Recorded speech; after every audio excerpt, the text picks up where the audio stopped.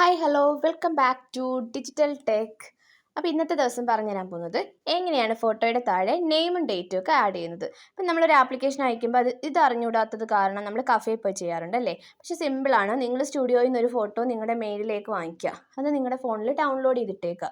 ഇല്ലെന്നുണ്ടെങ്കിൽ നല്ലതായിട്ടൊരു സ്കാൻ ചെയ്ത ഫോട്ടോ എടുക്കുക, അത് നിങ്ങളുടെ മെയിലിൽ അല്ലെങ്കിൽ നിങ്ങളുടെ ഫോണിൽ സേവ് ചെയ്തിടുക. ഇതിനുശേഷം നമുക്ക് വേണ്ടുന്നൊരു ആപ്ലിക്കേഷൻ നമ്മൾ ഗൂഗിളിലൊന്ന് സെർച്ച് ചെയ്യുക, PI7 എന്ന് പറയുന്നൊരു ആപ്ലിക്കേഷൻ ചൂസ് ചെയ്യുക. അവിടെ നമുക്ക് ആഡ് നെയിം ആൻഡ് ഫോട്ടോ എന്ന് പറയുന്നൊരു ഓപ്ഷൻ കാണും. അവിടെ നമുക്ക് നേരത്തെ ഡൗൺലോഡ് ചെയ്തിട്ടിരിക്കുന്ന ഫോട്ടോ നമ്മൾ അതിനകത്തേക്ക് കൊണ്ടുവരിക. അവിടെ ക്രോപ്പ് ആൻഡ് നെക്സ്റ്റ് എന്ന് പറയുന്ന സംഭവമായിരിക്കും കിടക്കുന്നത്, സെലക്ട് ആയി കിടക്കുന്നത്. അപ്പോൾ നമ്മൾ അതും ജസ്റ്റ് ഒന്ന് അഡ്ജസ്റ്റ് ചെയ്യാൻ, നമുക്ക് എത്രത്തോളം ആ ഫോട്ടോയിൽ കട്ട് ചെയ്തെടുക്കണം എന്നുള്ള രീതിയിലൊന്ന് നമ്മൾ അറേഞ്ച് ചെയ്തിട്ട് ക്രോപ്പ് ആൻഡ് നെക്സ്റ്റ് എന്ന് പറയുന്ന ആ ബട്ടൺ, ഒരു ബ്ലൂ ബട്ടണിൽ ക്ലിക്ക് ചെയ്യുക.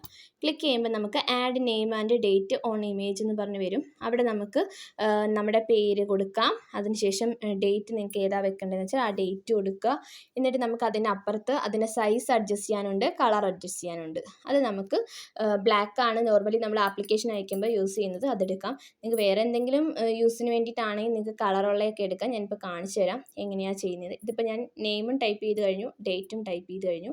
അതിനുശേഷം ആ കളറിൽ ക്ലിക്ക് ചെയ്യുന്ന ആ ഒരു ബ്ലാക്ക് സർക്കിൾ, അതിനകത്ത് ക്ലിക്ക് ചെയ്യുമ്പോൾ നമുക്ക് പല പല കളർ എടുക്കാൻ പറ്റും.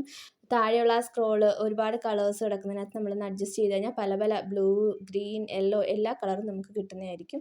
പിന്നെ നമുക്കതിനെ സൈസ് അഡ്ജസ്റ്റ് ചെയ്യാം. അതായത് കുറച്ച് വലിപ്പം കൂട്ടണമെങ്കിൽ അതിന് ഒന്ന് കുറച്ച് കൂട്ടിയാൽ മതി. 14 കിടക്കുകയാണെങ്കിൽ 17 ആക്കുമ്പോഴത്തേക്ക് അത്യാവശ്യം വലിപ്പം വരും. അതുപോലെ ഡേറ്റിൻ്റെയും സൈസ് കുറച്ചൊന്ന് കൂട്ടുക. എന്നാൽ നെയിമിനേക്കാൾ കുറച്ച് ചെറുതായിരുന്നാൽ മതി. അതും ഇതുപോലെ നമ്മൾ ഡാർക്ക് ബ്ലാക്ക് എടുക്കണമെങ്കിൽ ഏറ്റവും താഴെ അങ്ങ് റൈറ്റ് മോസ്റ്റ് പോർഷനിൽ പോകുമ്പോൾ നല്ല ഡാർക്ക് ബ്ലാക്ക് കിട്ടും. അത് നമ്മൾ ചൂസ് ചെയ്താൽ മതി. ഓക്കെ, അതിനുശേഷം സേവ് ആൻഡ് നെക്സ്റ്റ് അടിക്കുക. എന്നിട്ട് നമ്മളിപ്പം അയക്കാൻ പോകുന്നത് ദേവസ്വം ബോർഡിൻ്റെ ആപ്ലിക്കേഷന് വേണ്ടിയിട്ടാണ് ഞാനിത് സെറ്റ് ചെയ്തത്. അപ്പോൾ അതിനകത്ത് നമുക്ക് അതിൻ്റെ ഡയമെൻഷൻ കൊടുത്തിട്ടുണ്ട്. വിഡ്ത്ത് എന്ന് പറയുന്നത് 150 ഹൈറ്റ് എന്ന് പറയുന്നത് 200. ജസ്റ്റ് ഒന്ന് ചെക്ക് ചെയ്ത് ഞാൻ കാണിച്ചു തരാം. എന്നിട്ട് നമ്മൾ അതിനകത്ത് നോക്കിയിട്ട് അതിൻ്റെ KB എത്ര ആണെന്നൊക്കെ നമ്മൾ ജസ്റ്റ് ഒന്ന് നോക്കുക. അപ്പോൾ മാക്സിമം 30 KB ആണ് അവർ പറയുന്നത്. ഞാൻ കാണിച്ചു തരാം എങ്ങനെയാണെന്ന്. ഓക്കെ, ഇത് നമ്മൾ സേവ് ആൻഡ് നെക്സ്റ്റ് അടിച്ച് ഡയമെൻഷൻ നമ്മൾ എത്ര ആണെന്ന് ജസ്റ്റ് ഒന്ന് ചെക്ക് ചെയ്യാൻ പോവാണ്. അപ്പം നമ്മൾ ഇനി കഫേയിലൊന്നും ഓടേണ്ട ആവശ്യമില്ല. നമ്മൾ എന്താ ചെയ്യേണ്ടത്, ദേവസ്വം ബോർഡിൻ്റെ ആ സൈറ്റിലേക്ക് അങ്ങ് കയറുക. www.kdrb.kerala.gov.in. അതിനകത്ത് എന്താണ്ട് നമ്മുടെ പ്രൊഫൈലിൽ താങ്കളുടെ ഫോട്ടോ എത്ര, maximum size 30 KB, image dimension 250 വിഡ്ത്തും 200 ഹൈറ്റും ആണ് തന്നേക്കുന്നത്. അപ്പോൾ അത് നമ്മൾ സെറ്റ് ചെയ്യണം അല്ലേ. അതിന് വേണ്ടിയിട്ട് നമ്മൾ എന്ത് ചെയ്യുക, വീണ്ടും നമ്മൾ ഓപ്പൺ ആക്കി വെച്ചിരുന്ന ഇമേജ് ടൂളിലേക്ക് വരിക. അതിനുശേഷം ആ ഡയമെൻഷൻ വിഡ്ത്ത് അടിച്ചു കൊടുക്കുക 150, ഹൈറ്റ് 200 അടിച്ചു കൊടുക്കുക.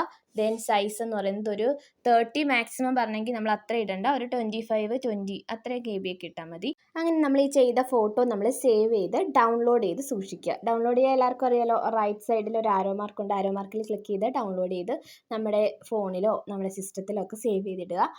നിങ്ങൾക്ക് ഇനി ഏത് ആപ്ലിക്കേഷൻ അയക്കണമെങ്കിൽ ഇങ്ങനെ ചെയ്താൽ മതി. അതുപോലെ സിഗ്നേച്ചറിന് ഒരു ഡയമെൻഷൻ ചേഞ്ച് ചെയ്യുന്നത് ഞാൻ വേറൊരു ആപ്ലിക്കേഷൻ നിങ്ങളെ ഇൻട്രൊഡ്യൂസ് ചെയ്യുന്നതായിരിക്കും. ആ വീഡിയോയും വാച്ച് ചെയ്യുക. അപ്പോൾ എല്ലാവരും ചാനൽ സബ്സ്ക്രൈബ് ചെയ്തിട്ട് കാണുക. അതുപോലെ തന്നെ ലൈക്ക് ചെയ്യുക, ഷെയർ ചെയ്യുക. Okay, thank you so much.